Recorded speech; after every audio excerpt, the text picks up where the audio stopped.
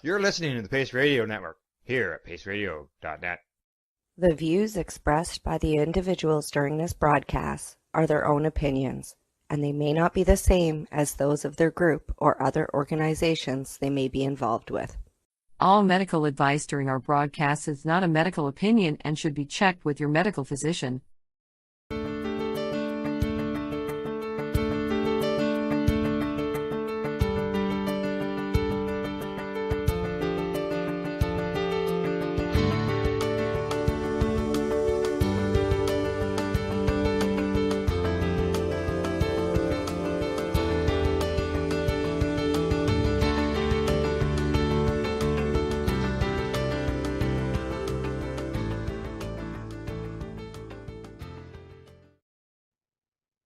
Hello, everyone, and welcome to VAC Roundtable number 72 with Anton Harb and Eryck Stamper from the American Legion Post 426.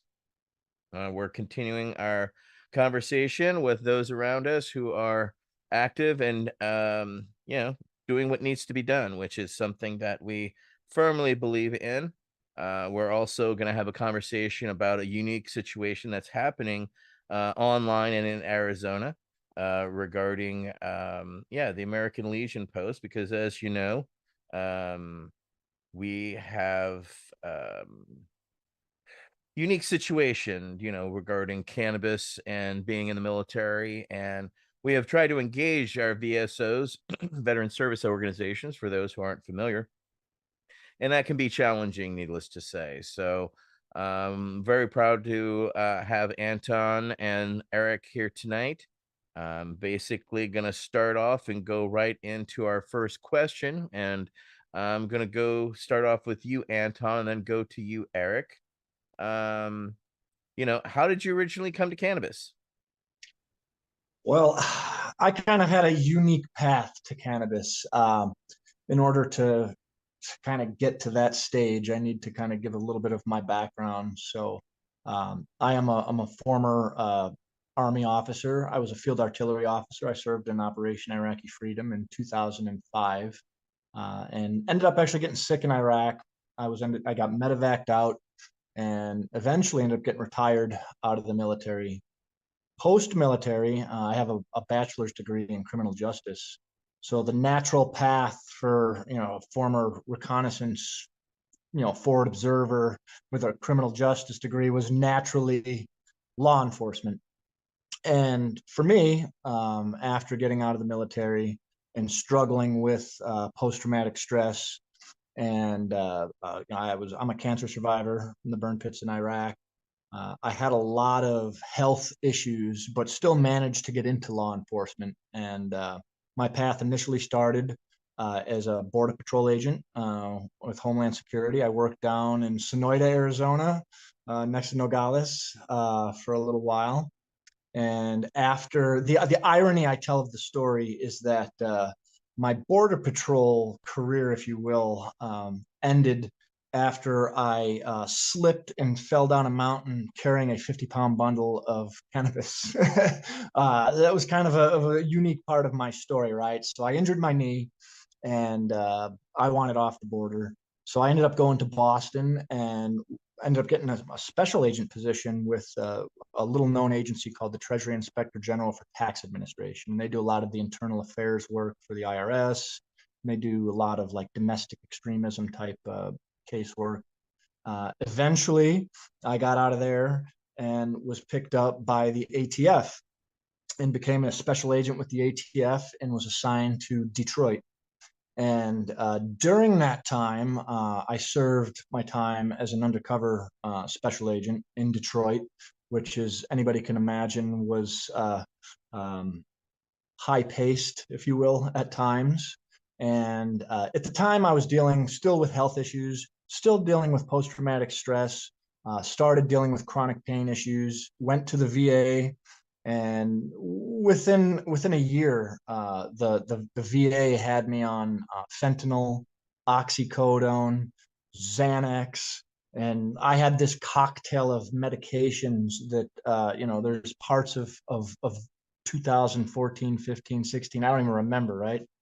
And this path kind of doing this undercover work and being on all these medications, and it was this kind of wild time in my life. But what eventually had happened were the opiates that the VA had me on injured the nerve in my stomach, and I wasn't able to eat. I was always throwing up. I was always nauseous. I was still working. I was trying to raise a family, and that put me in a unique position because in Michigan we passed our medical law back in 2008, and being a federal law enforcement officer, I really knew it was a huge no-no. But uh, I got my card while I was on the job. Actually, I went and got my medical card, and I had never tried it. I had never tried cannabis in any capacity. I was in my 30s at that time, and it was this kind of path that I led to because it was still really under the radar here in Michigan. We didn't have a dispensary system set up. We were still dealing with the caregiver system predominantly, and I managed to get a hold of a little bit of flower and I smoked it, and I was sleeping, and now I was eating. I wasn't nauseous anymore. And now I was able to actually cut out I got off of the opiates. I got off of actually almost all of the medications I was prescribed at that time by the VA, still in a position knowing that if I got caught by the federal government, my career was going to be over. So it was kind of a choice I had to make between quality of life and being there for my family and a job. And I chose it was an easy decision. So that is how I initially got into cannabis. I did in 2016 after I was undercover for a while, and it led to a suicide attempt. And after my suicide attempt it was the end of my career. I just couldn't do the job anymore, and that led me into cannabis activism. But yeah, my first time was in my 30s as a special agent for the ATF. That was my first experience with cannabis, and thank God for it. Wow, that's rather unique. I was a gun bunny myself, 13 Bravo, so thank you Cool. very much. If you were Cool. an observer, we much love for you guys, and our apologies for putting those little razor blades in between the fuse and giving you guys a little sphincter pull, as we would call that. All right, well, thank you very much, Anton. Eryck, tell us about your story and how did you originally come to cannabis? You need to unmute yourself, though. So again, thank you, NTN, and thank you, Veterans Action Council. First and foremost, working with you guys over the last few years, it's been amazing to see the effort and work you're doing from the local, state, federal, and even at the international level. So that is tremendous. And the amount of work you're doing daily to help support veterans and cannabis and psychedelic reform, reducing those suicide numbers that we continue to see rising, is critical. So thank you all very much. We salute you for that. My journey a little bit kind of started, it ended very similar to Anton, believe it or not, with the criminal justice degree. I had aspirations for Homeland Security and Border Patrol myself after the military, but really it got started early on for me. Early on in middle school, coming up in Baltimore City, very similar to Detroit. It's kind of a rough place to grow up. A lot of hardships, a lot of depression, a lot of segregation, and just a lot of issues, drug problems included. So I kind of started early on just as experimenting, in the early teens, friends, partying, not knowing that there was still a holistic effect, even at such a young age, honestly. I've seen a lot of programs over the last years supporting youth and cannabis as well, including my home state of Maryland. So I joined at the early age of 17. I had to take the recruiter down to the bar where my mother worked at as a bartender. After they signed me away about the age of 17, early on before just 18, I joined the delayed entry program. So that gave me, a good almost a year as I was still in high school to go to the recruiters, do military training, even before the military, completed the basic military requirements and all the other things, learned how to march, do formations, and that's even before the military. So at the moment of truth, believe it or not, we all know the military here, the moment of truth, they did a urinalysis on me and I got a positive piss test, so, we went through that whole waiver process back in the day. The military was needing sailors to come in just like they do now. We have a major shortfall of Navy, about 40,000 short just this year alone, sidebar. But at the time they were needing sailors. So I was able to get in under a drug waiver for cannabis. Early on, I started from the E1, worked my way all the way up.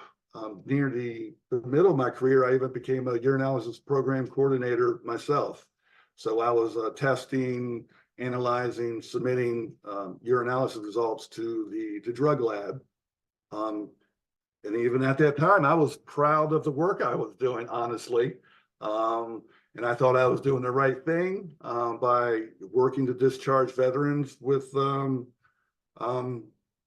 drugs as well as cannabis in their systems. Only after the military did I realize we started having a lot of people being discharged for cannabis, like some of the folks you hear at some of these meetings. And so I apologize as I was active duty, as I was going through due diligence and getting you out of there. In hindsight, I learned a lot during that process, to be honest with you, about addiction, about drugs, about veterans, about active duty mainly, and the drug program. So I like Anton working, in the drug environment. So near the end of my military, Desert Shield, Desert Storm type of work, Iraqi freedom, a lot of relief efforts around the globe, mostly Pacific theater. I didn't realize I developed a lot of these problems. So as I was getting out to the military, it was a major struggle for me. I did all the great military things, the transition assistance, the training, all the wonderful things that, they do now for our transitioning veterans. But what I didn't know is I had some serious mental health problems, and that was understood working through the Veterans Administration. I was going to a lot of appointments.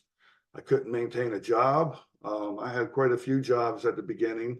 I was on the cocktail as well for, one thing or another, from mental to physical ailments. And, I transitioned to cannabis early on, just after retirement. And it allowed me as well to come off all the medications. And my activism really started shortly thereafter. I was going to a veterans agricultural therapeutic program, and I learned Maryland had a brand new industrial hemp program. This is around the same time I was engaging in cannabis. It was illegal in Maryland when I started.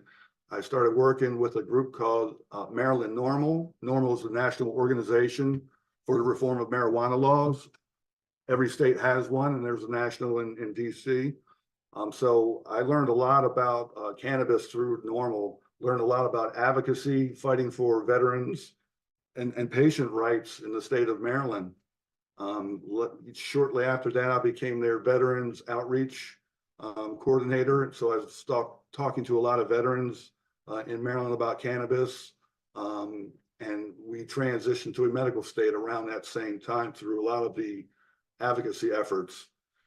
From there, I formed the Maryland Hemp Exchange with True Industrial Hemp, trying to transition some of the farmers to true industrial hemp-based products, very heavy into construction like hempcrete and hemp wood, things of that nature. Concurrently, I opened up my own nonprofit, founded a group called Veterans Initiative 22. They're kind of twofold: hiring business practices for veterans, family, and first responders in the cannabis space, alternative holistic healthcare space.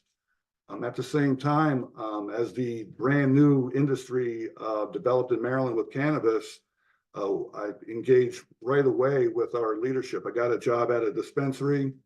Leadership asked me, Eryck, what are we going to do with our veterans? We want to make sure there's a discount for you guys. The owner's father was military, and his whole family had engagements with our military. And so I actually thought about this for a while and knew of a lot of different groups. And at that time, we were losing 22 veterans a day. That's what we knew. That's what was being reported.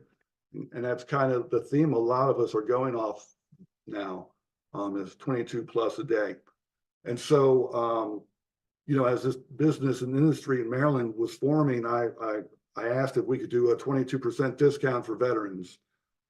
I was a little shocked. It was the biggest discount in the state for patients, as well as for even staff employees. Sometimes agents get discounts as well. So the veterans in Maryland now, out of about 113, there's some new initiatives in place for new dispensaries. About 75 of them are doing a 22% or greater on medical cannabis for our veterans. Like Anton working hard in Michigan, we were working hard in Maryland and got the commission engaged. We sat on a lot of the Maryland Medical Commission meetings, talking about veterans and talking about patient rights, responsibilities. We developed a lot of programming through the state. And now we have free medical evaluations in the state of Maryland through a small group of practitioners. And the license fee through the state of Maryland is now all set through like Anton, the state program. So there's a fund that has been created in the state. I'm new to West Virginia. I've only been here about 6 months. I thought I was actually getting out of the cannabis space. I thought I was beginning to get some of that burnout that a lot of us feel. Like you all here and many others that I was introduced to early on, you guys are really the OGs of cannabis. You're leading from the top, like we talk about the international levels and below, supporting our veterans. So here in West Virginia, we had a real difficult program, and it somewhat got me engaged again. So I'm now the West Virginia director of the Veterans Initiative 22. And so not just that, I work collectively with a lot of the nonprofits looking to support our veterans in general, and therapeutic beekeeping as well as agriculture. So, I landed myself with American Legion just about a year ago, and just recently became a life member. The work that I feel that we're doing at 462 is just incredible. And I think we're going to talk about some of that just here in a little bit. So I know that's kind of long-winded, but there's the history. Well, thank you for that. And of course, I was in the West Virginia Army National Guard. So in WVU. So again, special place in my heart for that. But I have to ask you, since you said you were the pee guy, did you have to stand there for hours on end and watch guys pee? Actually, early on in my like E5, E4 days, we were the observers. Later on, I was able to assign observers. So I had the privilege to get some officers to observe, as well as enlisted, obviously. So many samples. No, I did not personally test them to make sure they were true. Wasn't gonna go there, but yeah, I remember going through Pittsburgh, and yeah, it was the first time I ever had a guy stand there and watch me pee in a cup. I was like, wow, that was weird. He's like, get used to it, kid. Like, all right. Well, with that, we'll go to our next question, which will be Councilmember Peggy Jones. Councilmember Jones. Thank you, Etan. My question is, what drives your passion for the advocacy work that you pursue? Anton, let's start with you. All right. What drives my passion? I guess the main driving force is my own personal testimony that I'm able to share in how cannabis and psychedelics have lent itself to my healing process. And I think when we live in a world that is driven by pharmaceutical medications, and where we're kind of, our thought process always goes to trying to deal with symptoms and not with the root of a lot of the problems that our veterans face.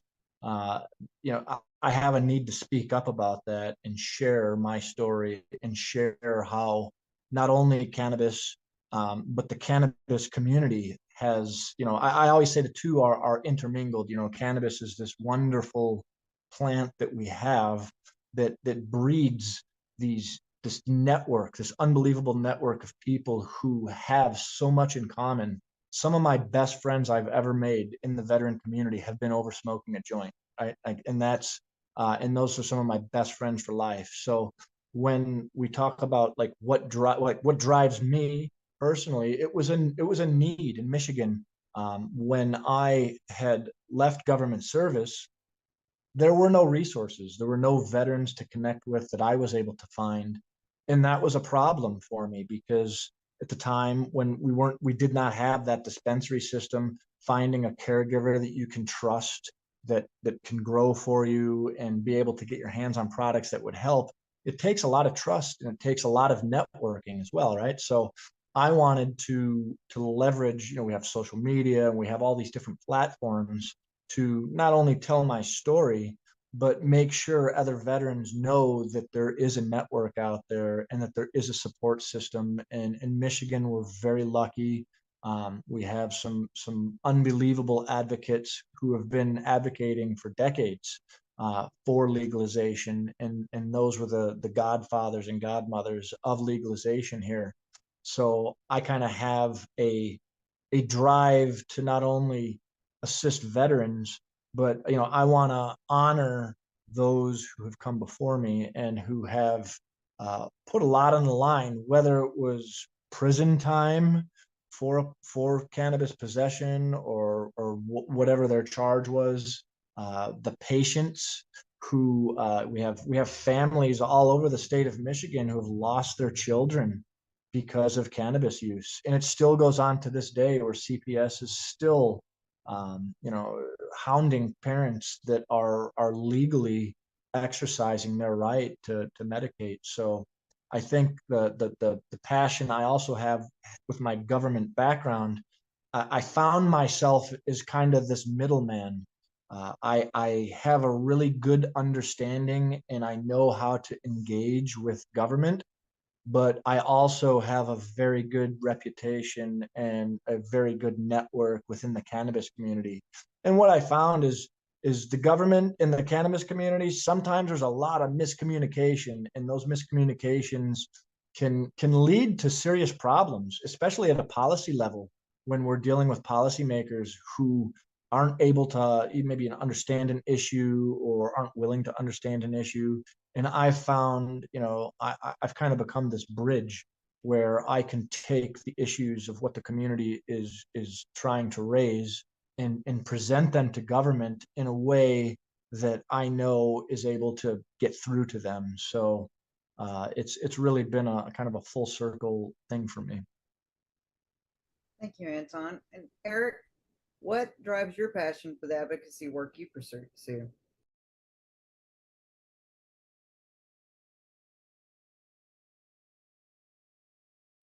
Eryck, are you there?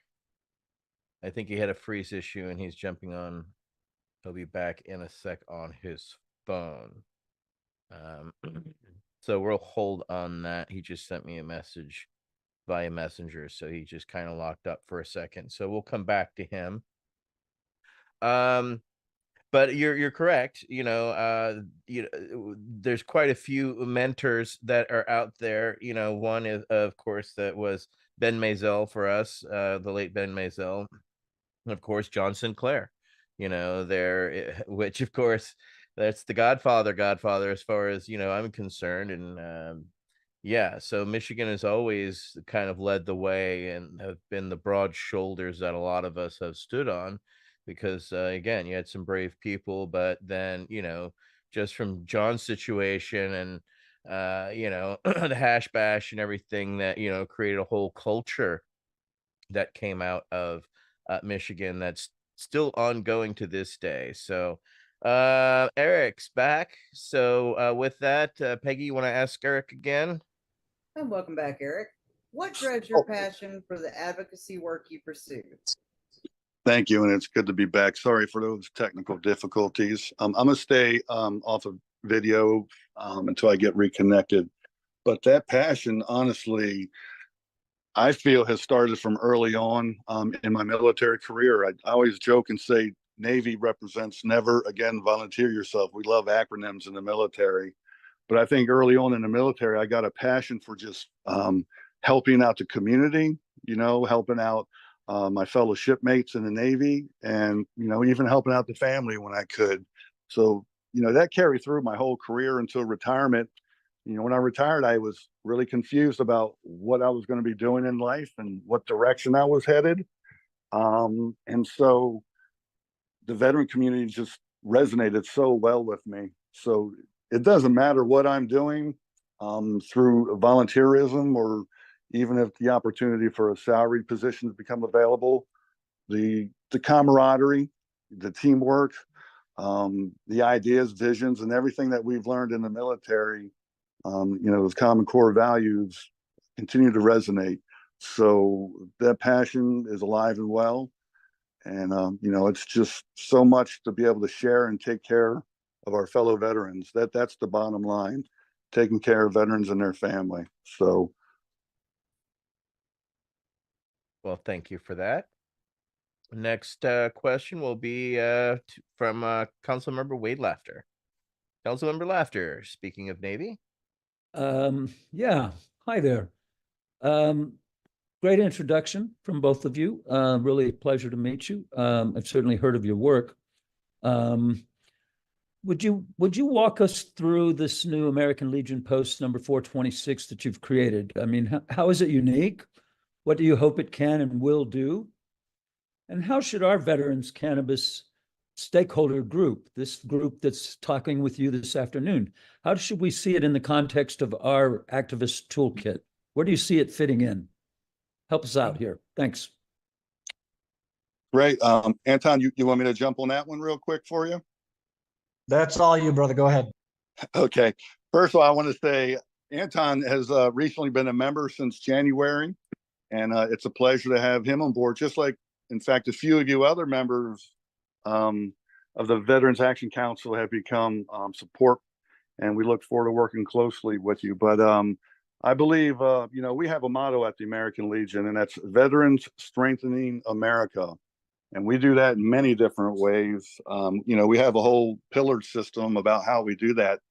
But so I just wanted to welcome you all to our American Legion Blue Sky Post 426. We're based out of Lakeside, Montana, and we're also probably, and I believe, the first virtual American Legion post out there. We designed this post early on with some great efforts through our cannabis leadership.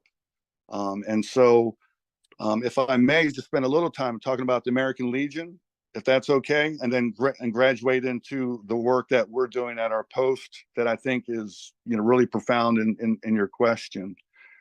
So, most of us know a little bit about the history of the American Legion. We're just called the Legion, or AL for short. We are a nonprofit taking care of headquarters. Our headquarters is here in Indiana. And we're all over the world, actually. And we formed March 15th in 1990 in Paris, France. It was really created by thousands of officers and men of the American Expeditionary Force of the time in France. And we were first chartered in September 1919 by the U.S. Congress. If you didn't know, the American Legion plays a leading role supporting our original Service Members Readjustment Act of 1944, which we know was the GI Bill, and now the post 9/11 GI Bill. So thank you to our American Legion for that. And we work hand in hand with the veterans hospitals, clinics, and other organizations supporting our veterans and family. We're very active on Capitol Hill, and I'll tell you a little bit more about some of the work we've done at that level already. And so we are kind of a political activity advocacy lobbyist organization supporting our veterans' health. We've historically promoted Americanism, individual obligations to our our active duty, our military, their family, the community, our state and nation as a whole. So specifically for your question, I think the main focus of Blue Sky Post 426 is to address the ongoing suicide and opiate crisis we're currently experiencing amongst all of our ranks. We've got some resolutions. Once I jump back online, I'll start sharing with you. But we are a group of key individuals who have dedicated ourselves to the post in support of that directly. Just last year, we were working hard in DC, and we've been able to have our first resolution passed. That resolution itself really discusses, using emerging therapies to address our veteran suicides. And that was just passed in October at the National Executive Committee convention. And we resolved at the highest levels from the American Legion, from the committee of the American Legion, that the American Legion urges Congress to pass legislation funding continued research and emerging therapies for veteran health, including, but not limited to, MDMA, psilocybin, a combination of therapy of ibogaine and 5-MeO-DMT, ketamine. And we also resolved and called the Department of Veteran Affairs to conduct research on these emerging therapies and expedite funding and training of our VA clinicians. Now, you already know there's been a lot of news the last few months about psychedelics and the Veterans Administration. So, that's a complete separate topic that, we can highlight briefly here. But this resolution that we had passed worked directly towards those goals. The early resolution from the American Legion was approved by the National Executive Committee, and that's resolution number 11. And that was actually passed back in 2016. So we've been talking about, medical cannabis for quite some time, and that was at the convention in Cincinnati. And really, that resolution calls on the DEA. They seem to be the only gatekeeper now of how we legalize cannabis in the future.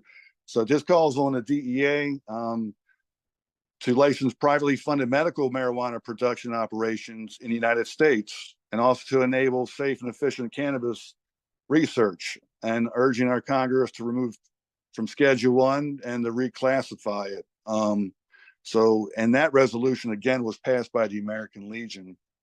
And so those two, I think, are some of the predominating factors. We are currently working on our second resolution right now. And that resolution is actually going to be using the funds from the opiate crisis. There's a lawsuit, and it was approved and passed. So we're looking to push the American Legion leadership to request some of those funds to be utilized for cannabis research, as well as the previous plant medicinal topics we talked about. And so right now that's running up our flagpole. That will take a little bit of time, and we're expecting to get some updates probably in about 3 months from now as we move that forward. And again, from our post alone, we're happy to say we were just nominated from Montana's Department of American Legion as Montana's post having the most membership so far in 2024. So just in the last few months, the support from all of you here is making us, get kind of some recognition, which will allow us to start pushing this message even further. We just wrapped up committee in DC, and they were heavy topics of this year were CBD and therapy. And so I know a direct answer to the question itself, again, would be our post is poised in a position with the right leadership in place to continue on the mission of cannabis research. We've got a little thing we're doing right now, reaching out to all of our fellow veteran service organizations, just like you guys here at the VAC, and try to work hand in hand to continue these efforts at the highest level. I feel strongly very soon, and I'm not wanting to get into politics, that we're really waiting just on the DEA right now, and all the other factors are kind of in place. But rest assured, the American Legion is leading, in my opinion, from our post, the front again on transition to alternative therapies for suicide prevention. I hope that kind of helps what we're up to.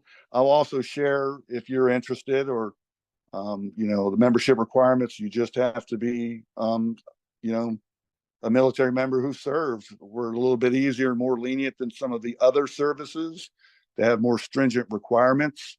We're about to open up our auxiliary to those also. So just keep that in mind, and I'll be sharing some of that literature, step core, and I hope that helped. And this is for only American service people, correct? Correct. Yes, this is the American Legion. Yes. You're listening to the Pace Radio Network here at paceradio.net. Limestone City Hydroponics is Kingston, Ontario's hydroponics shop. Take your growing to the next level and create the optimal environment with a tent kit, or maximize your yield with an ebb and flow flood table kit. Either way, Limestone City Hydroponics has more sizes and options to fit your needs. Are you looking for the power of the sun that adapts to your budget? Then look no further, as they have professional grow lighting. They have indoor grow systems that are easy and cost effective, with many options to fit your living space and lifestyle. Cultivate your growing potential. We have everything you need to succeed. And if you can't make it to the store, they offer local delivery to the greater Kingston area. Remember, when you're looking for experts to help you grow, then look no further than the locally owned Limestone City Hydroponics, 105 Sunderland Drive in Kingston, Ontario. Call them at 613-548-0420. Are you looking to get your medical cannabis grow license? Limestone City Hydroponics can help patients through the process of obtaining their license to grow medical cannabis. What's that? You don't have a doctor. If you meet the medical criteria, Limestone City Hydroponics has a nurse practitioner who can assess and provide medical cannabis prescriptions. What are you waiting for? Contact Limestone City Hydroponics at limestonecityhydroponics.ca or call them at 613-548-0420. What do you find at paceradio.net? People advocating cannabis education. Enjoy the buzz of legalization with Campbellford Lifestyle Shop. From lights to plant nutrients, books, consumption accessories, and more, we've got all your basics to grow or consume cannabis. Visit our info center or take a look at our piercing services and body jewelry, now available in-store through Campbellford Lifestyle Shop, 17 Bridge Street West, Campbellford. Cannabis edibles are an effective way to manage pain and other ailments, especially when you deal with your trusted partner, Legacy 420, in Tyendinaga Mohawk territory. You see, we lab test every product on site to ensure proper dosage every time, which is critical when consuming cannabis edibles. All Legacy 420 edibles are made by our classically trained baker and chocolatier, and we also have super tasty vegan options. Our baker has been in the industry for 25 years. She's also a chocolatier. Everything from savory to sweet, your chocolate bars, brownies, butter tarts, you name it, we make it. Talk to our knowledgeable Cannatex about our incredible variety available. Give your trusted partners a call. Legacy 420 out on your road.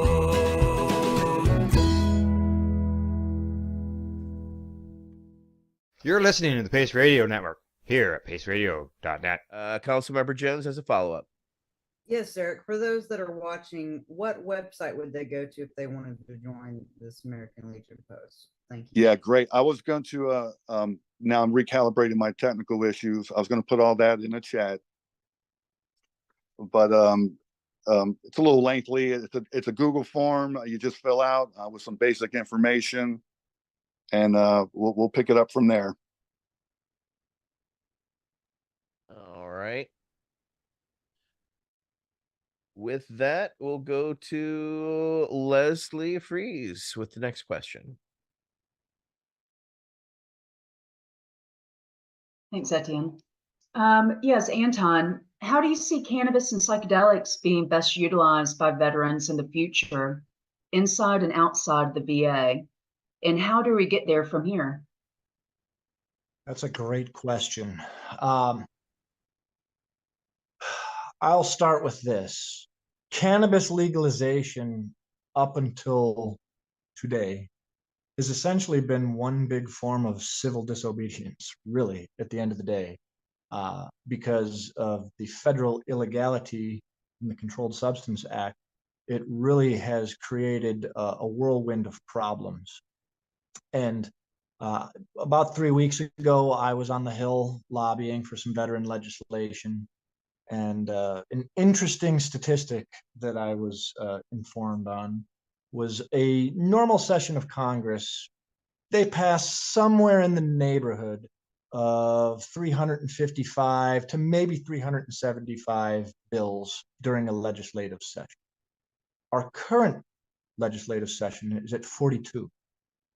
So the reality is, in order to be able to progress with cannabis research and cannabis legalization and psychedelics, we need policy. And the reality is nothing is getting done. So not cannabis, not psychedelics, not anything really is going on at the federal level legislatively. We're in complete gridlock. So where does this fit in? I think cannabis at the state level, we have many states now who, I mean, most states are at least at a medical level. Many are at recreational.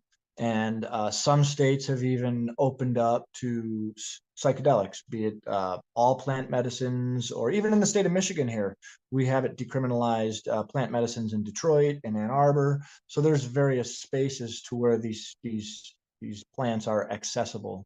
But how is it introduced to the veteran community inside the VA and out? Okay, so the reality is that cannabis, the old adage that there's no research, there's not enough research, we don't know what to do.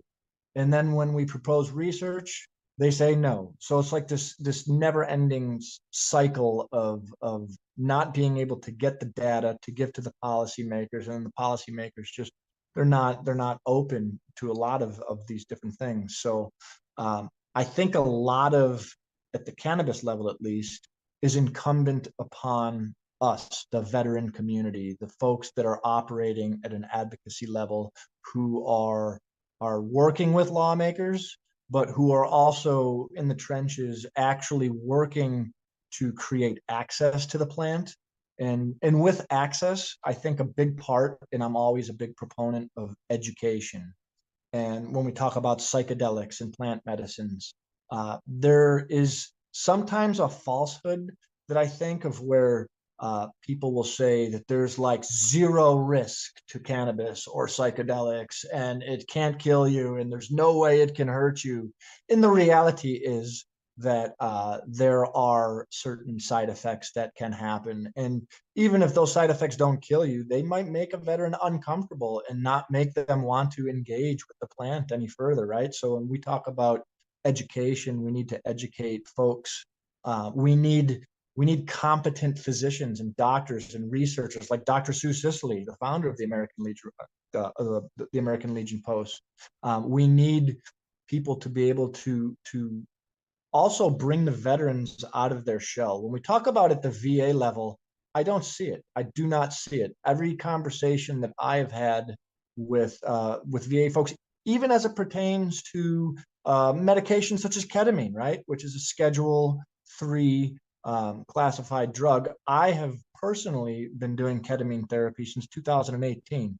I'm very, very versed with ketamine therapy, and the VA is they make it hard to be accessible. I know in Detroit here for a long time, I don't know if it's still the case, but you had to be inpatient in order to access this particular medication, which is a well-studied medication that should be accessible to any veteran just as much as they hand out Seroquel and all the other pills, right? So when we talk about the VA, I don't really think it's a thing right now. I think the VA is, at the end of the day, after dollars and cents, just like many other entities. So when there's a financial incentive to do the research, I think they'll do it.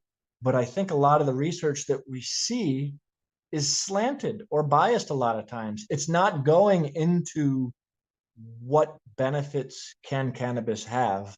It oftentimes goes into the bad stuff and the a lot of the information that we get is maybe not what we believe to be accurate. And when I say we, I mean the cannabis community, people who've been working with the plant for a very long time. And when we talk about psychedelics, from a VA standpoint, I mean, the VA, they're not set up to do a lot of these things because of the red tape at the federal level, right? And researching a Schedule 1 substance at any level is, I don't want to say next to impossible because it happens all the time, but it's very, very difficult. And it becomes not advantageous to the researchers to do. You really have, like Dr. Sicily, you have to love and have a passion for what you're doing, because the nightmare of dealing with the FDA and the DEA and every other entity that's trying to stonewall you is enough to pull your hair out, right?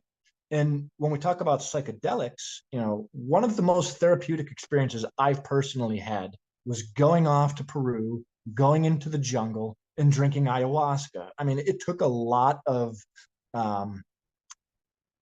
guts and pain, I would say, to be able to go into the jungle and drink a brew from, I have no idea what this was, but the therapeutic effects in the experience itself and putting trust into that was tremendously healing, right? So I can tell you personally, yes, this has helped, but how do we bring that to the masses?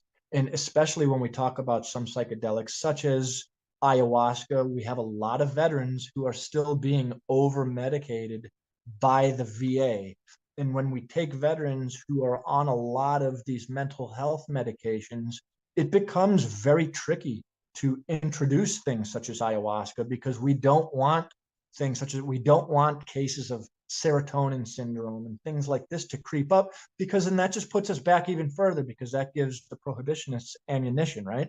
So I think as we introduce ayahuasca or 5-MeO-DMT, a lot of these, even psilocybin, right? A lot of these different substances that have been used for millennia, I think we need to do it in an educated fashion that is being introduced by researchers who have a passion, but who are also upfront about the potential benefits and the potential negatives.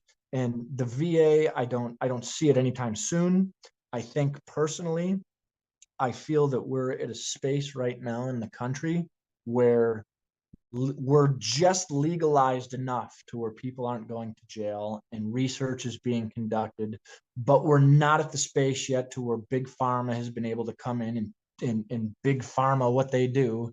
And I think that is a tricky part of legalization and research, because at the end of the day, when we talk about research, the people who have the most money ironically tend to produce the data that people are looking at, right?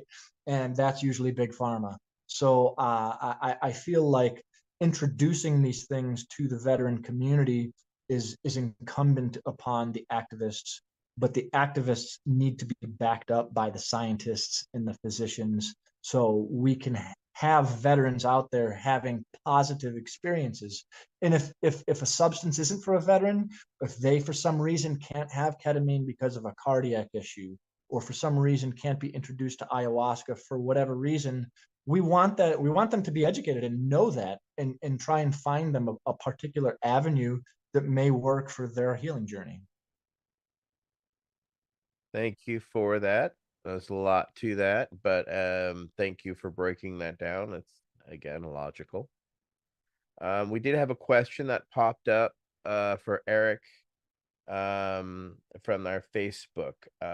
Will the Legion have smoking areas or just alcohol joints? Yes, thank you for that question. And it has a valid point to it as well. We know historically a lot of our veteran service organizations kind of talk about their establishment with alcohol sales. There's a lot of veterans that, sit around, consume alcohol and reminisce about old stories. Personally, I'm a recovering alcoholic. I haven't had a drink in quite some time.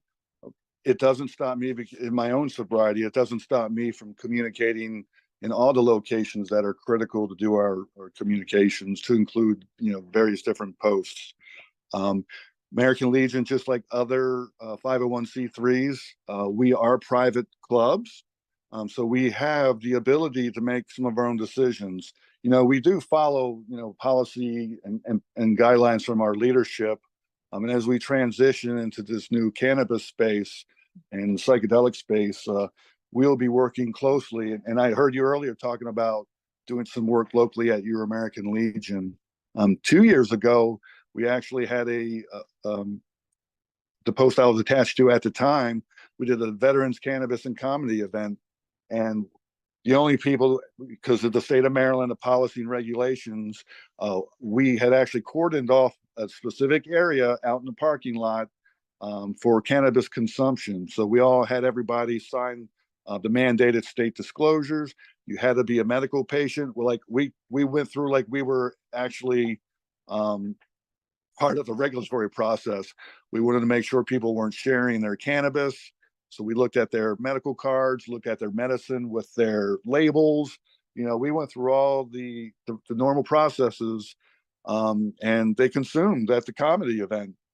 And so as we start seeing things like that at different states, that's where it takes the collective, like-minded individuals like us, working hard in our own communities to start driving some of these, changes home. Yes, you'll still see them drinking and doing the standard conventional things. But if you look at some of the legions, I hope what you are seeing is their transition into our community, their transition into our family, and even our youth through school programming. Our American Legion Youth Nation supports programming, our auxiliary. So you'll see there's a lot more going on in our legions than just drinking. And some of the posts are starting to let that happen. I think that would have answered the question. Yes, thank you very much for that. I have one for Anton. What research would you like to see with psychedelics if it were approved tomorrow? Wow. What research? I think we need to have kind of a broad spectrum study. And what particular substances we'll talk, obviously when we talk about the suicide epidemic, we need, it's hard to come up with a magic bullet, right? For me personally, I can say ketamine was as close to a magic bullet as you're going to get as far as when it came to like suicidal thoughts and mental health and things of that nature. But is one particular substance better at targeting those in crisis than another? Is it ayahuasca? Is it psilocybin? Is it MDMA, which we're right on the cusp of getting approval for? Does one work better than the other? Is one not work in a particular group of folks? And I think until we have that kind of, everything's been pretty targeted right now. Everything is, we have MDMA and we're trying to get MDMA passed. We're talking about cannabis. We're trying to do that type of research, but a more of a kind of a broad spectrum study to maybe hone in on a particular substance, be it a plant medicine or something like a ketamine or like an MDMA. So then we can then focus more of our resources there. So we can at the very least come up with some sort of intervention. And when we come up with that intervention, the important thing is got to be accessible. So that research has to be sound enough to where we can get the policymakers and the decision makers into a space to where that substance is accessible to everybody and anybody that may be in crisis. Right now, that's not necessarily the case. I mean, ketamine therapy is outrageously expensive, and it's paid for I've paid thousands of dollars out of my own pocket to have access to this medication. That is not accessible to most, right? And when we talk about cannabis, A lot of states that are just coming online right now, it's not necessarily accessible from a financial standpoint or from just purely an accessibility standpoint. Maybe they don't have their dispensary system put together. So what is that substance and how can it be used? And what are the benefits and what are the negatives? So we can come up with an approach that we can then convert into a policy choice that we can present that, God willing, on a bipartisan manner can move along and so we can make a dent into this suicide epidemic. But I haven't heard of anything where they're looking at more than one substance at a time. Correct. I would like to see that as well, because different people respond to different things. You know, we've seen people respond positively through, MAPS to MDMA, but at the same time to, ketamine. But of course, there's ayahuasca, right? They're not doing anything regarding that in this particular reality, but nope. We know that. We also know ibogaine, as well, should be accessible, as well as we've seen multiple people with heavy addictions, especially, heavy opioids, especially, find solace in those two specific, psychedelics to help heal and bring about harmony. Leslie has a follow-up question to you as well, Anton. Yeah, Anton, when we hear about psychedelic research with veterans, where is this being done and how is this being done? Well, I think MAPS has really been on the forefront of a lot of the psychedelic research. I mean, Rick Doblin with MDMA, I mean, his work has been unbelievable, and he has shown that him and the MAPS organization has shown that they've been able to not only bring forward MDMA and the therapeutic effects that it could have, but also navigate all of the regulatory hurdles with the FDA, that's huge, right? So I think MAPS is on the forefront of a lot of things. But what I've noticed when we talk about like ayahuasca, it was just mentioned, we have nonprofits around. There's a nonprofit that sends veterans to Peru because it's not accessible here in the States to most. And there's all these veterans that are actually consuming it, but we're not getting that data back because it's confined to Peru, right? So I think a lot of the psychedelic consumption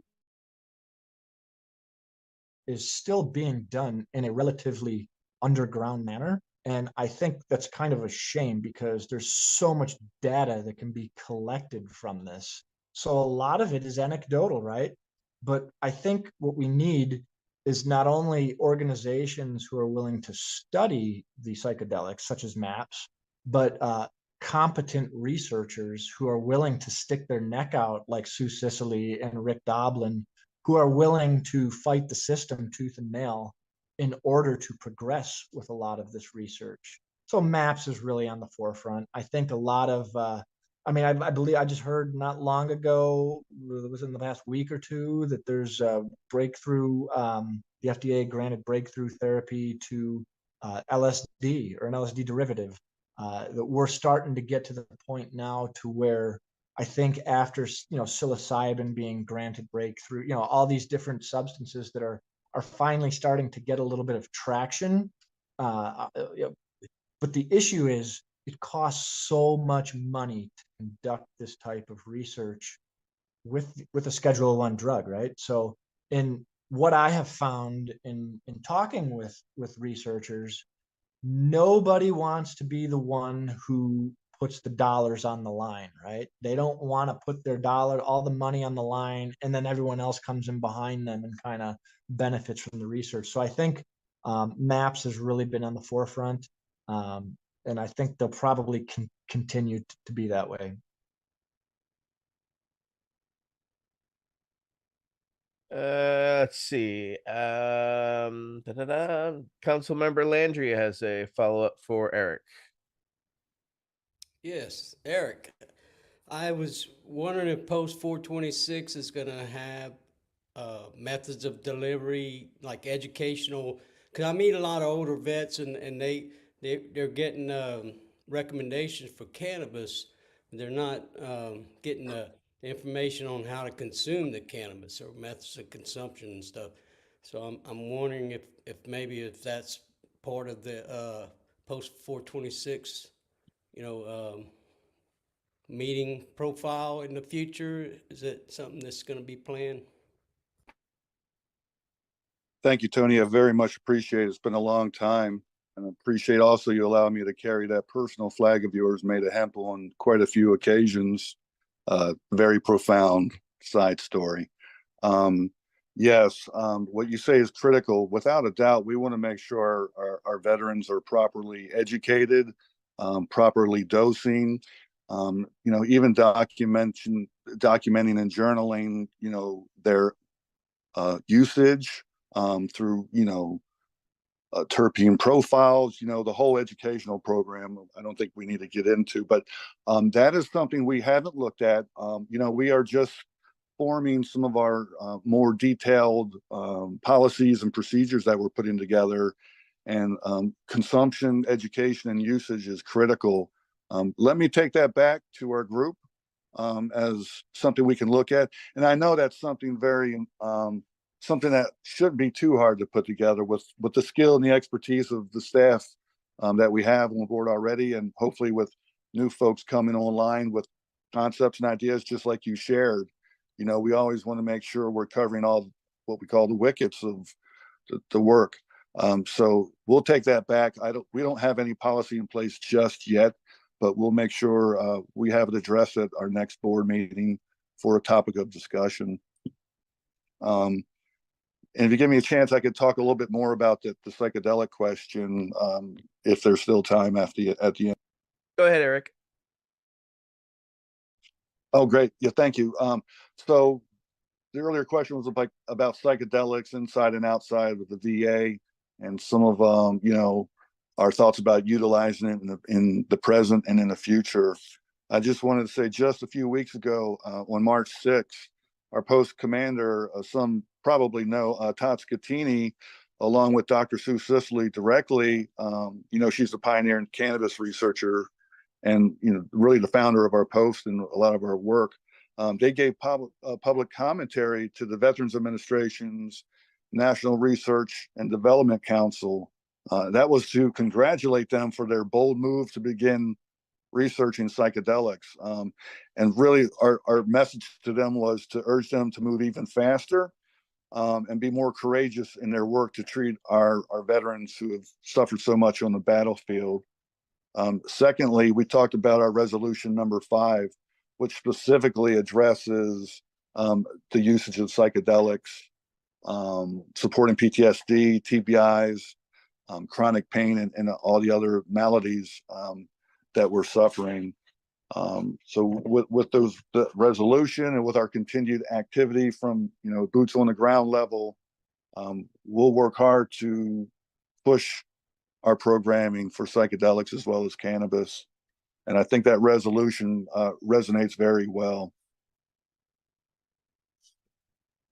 All right. Well, thank you both very much, as I will bring it to a close here. Thank you very much to Mr. Anton Harb Jr., as well as to Eryck Stamper. I would like to thank our council members tonight: Tony Landry, Peggy Jones, Michael Krawitz, Wade Laughter, Nate Landau, and Leslie Fries, and myself, Etienne Fontan. Thank you very much for joining us for VAC Roundtable number 72, Veterans Cannabis Research with Anton Harb Jr. and American Legion Post 426. Thank you all very much, and have a great rest of your night, and we'll see you in 2 weeks.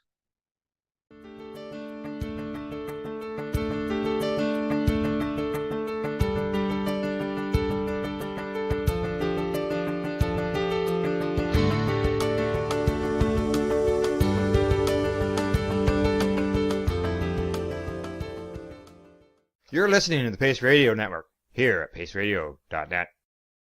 The opinions of the individuals during this broadcast are their own, and may not be the opinions of their group or other organizations they may be involved with. All medical advice during our broadcast is not a medical opinion and should be checked with your medical physician. When you have a pain that's reached its peak, Legacy for 20, it's so unique. If organic cannabis is what you seek, here's your trusted partner 7 days a week. Suppository salves, vapes and drops, topicals, edibles, infused pop. Just when life seems like it ain't easy, at Legacy 420, enjoy a pop freezy. Lab tested products, make them the GOAT. Legacy 420 out on your road. Legacy 420 in Tyndonega Mohawk territory. Indigenous organic cannabis at its finest. Enjoy the buzz of legalization with Campbellford Lifestyle Shop. From lights to plant nutrients, books, consumption accessories, and more, we've got all your basics to grow or consume cannabis. Visit our info center or take a look at our piercing services and body jewelry, now available in-store through Campbellford Lifestyle Shop, 17 Bridge Street West, Campbellford. Limestone City Hydroponics is Kingston, Ontario's hydroponics shop. Take your growing to the next level and create the optimal environment with a tent kit, or maximize your yield with an ebb and flow flood table kit. Either way, Limestone City Hydroponics has more sizes and options to fit your needs. Are you looking for the power of the sun that adapts to your budget? Then look no further, as they have professional grow lighting. They have indoor grow systems that are easy and cost effective, with many options to fit your living space and lifestyle. Cultivate your growing potential. We have everything you need to succeed. And if you can't make it to the store, they offer local delivery to the greater Kingston area. Remember, when you're looking for experts to help you grow, then look no further than the locally owned Limestone City Hydroponics, 105 Sunderland Drive in Kingston, Ontario. Call them at 613-548-0420. We are people advocating cannabis education here at Pace Radio.